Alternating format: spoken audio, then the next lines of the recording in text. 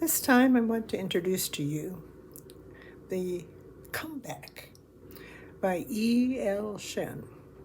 It's a new book in our library, and it's in the sports section. This talks about the author, and let me just read you this short introduction here. 12-year-old Maxine Shen is just trying to nail that perfect landing on the ice. In middle school and at home, where her parents worry that competitive skating is too much pressure for a budding tween, Maxine isn't concerned, however. She's determined to glide to victory.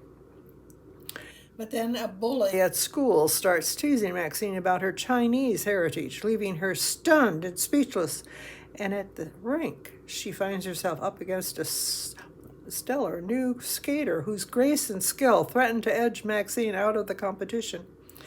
As she conforms these unexpected obstacles, will Maxine crash under the pressure, or can she power her way to a comeback?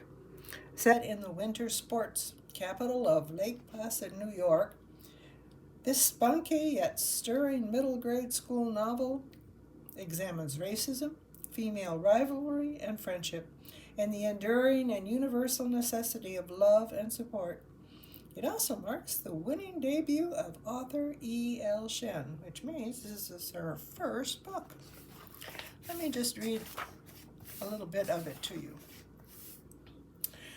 Girls who skate always think they're the next Olympians. If I just nail that axel and tweak that three-turn, I'll win gold, I'll become a star, I'll be on TV, I'll make America proud.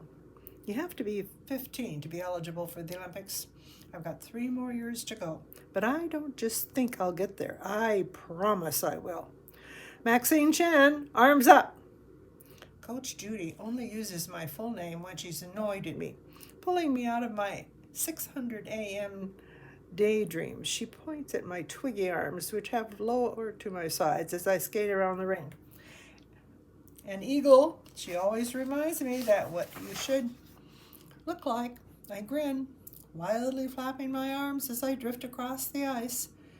Judy rolls her eyes. Morning curves through the thin line of windows tracing the rink's walls. Outside, shopkeepers on Main Street will soon unlock their doors, offering tourists refrigerator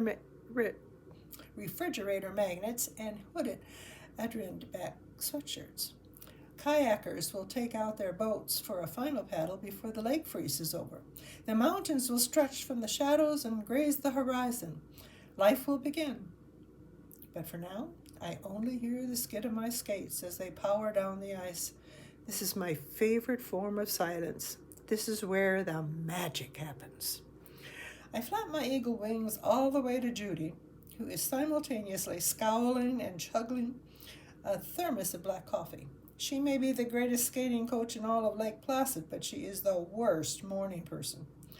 I can fly higher than an eagle, I sing to her. Oh, you are the wind beneath my wings. I end my serenade with a toe pick in the ice, arms out, head thrown back. I close my eyes for dramatic effect. I think this is how I should end my free skate. Even though I can't see her, I can tell she's smirking at me. If you start cawing, I will take you off the ice, she says. I swing my head back to her, flipping my ponytail over my shoulder. Why, Coach, I would never. Judy sets down her thermos and shakes her head. You're ridiculous, she tells me, but a hint of a smile appears on her lips. Now let's see that double axel. I groan. The double axel is my worst jump. It's the only one where you have to take off facing forward. Then you pull your whole weight into the air and rotate around not once, but 2.5 times until somehow you manage to land on your right foot, arms out, left leg extended, triumphant. Honestly, I don't see why figure skaters aren't considered superheroes. I take a deep breath and start my backward crossover. I know without looking that Judy is particularly boring holes into my skates, waiting for them to push off. I envision her face as 9 middle-aged judges squinting at me, glasses sliding down their noses, parkas zipped up to their necks, writing down scores that could break or make my entire skating career.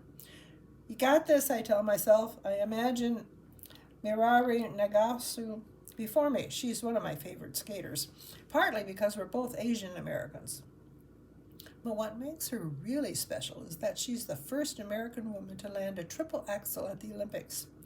That's 3.5 rotations in the air, which lands her true superhero status. I think of her fist pumped to the sky as she finished her flawless routine, her coach jumping up and down by the boards, the crowd screaming, the tears on her face as she finally delivered. I push off. My body feels heavy in the air.